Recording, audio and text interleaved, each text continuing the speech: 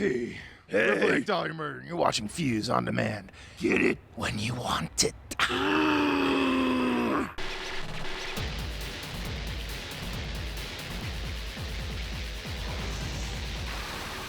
seen the devil and I've kissed the mouth of Sarah. Bloodshot eyes and senses heightened. I am seeking to get in. We have a new album out called The Age of Hell. It was definitely a difficult album to make. We went through some lineup changes, and that's never an easy task to overcome, but instead of throwing in the towel, we decided to just push through it and make the best album we could make, and really give the fans of our band something that they could be proud of and still call Chimaira, despite the fact that there were some unfortunate things that happened.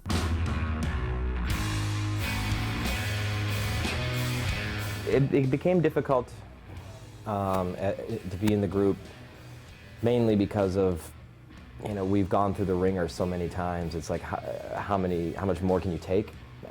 Mixed with people's lives changing drastically. A couple members got married, mixed with the economy, mixed with a million other things. Even just as simple as being sick of each other after 10 years, needing a break.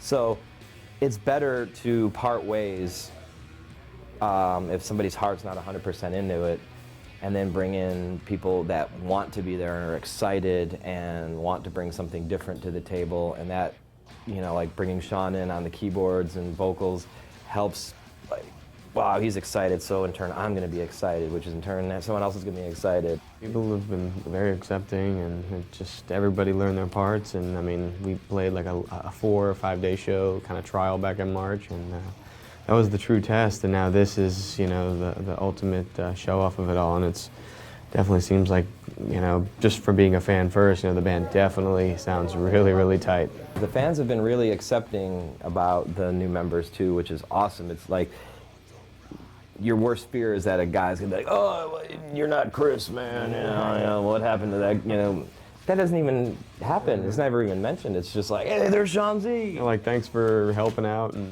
he's always been there. Yeah, it's been awesome. Making the album itself was really fun and a challenge. Got to take on different roles, playing more than one instrument, and then now we're out promoting it, and it seems to be that fans really love it.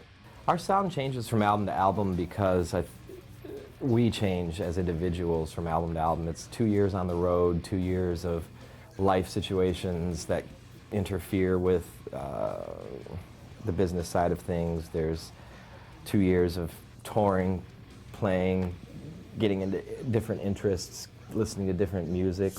When you mentioned the Infection being different from Resurrection, Infection definitely was. I mean, when we were writing that album, it was all about, we're in a really great mood, and we're just, I want to make something really heavy and sludgy, and a lot of music was getting really, really fast, and it was just like, I just want somebody to slow down, please. So took on that responsibility ourselves, and this time it was back to kind of getting back to the basics and more of a diverse approach, more of a dynamic approach is what I think is lacking in a lot of artists.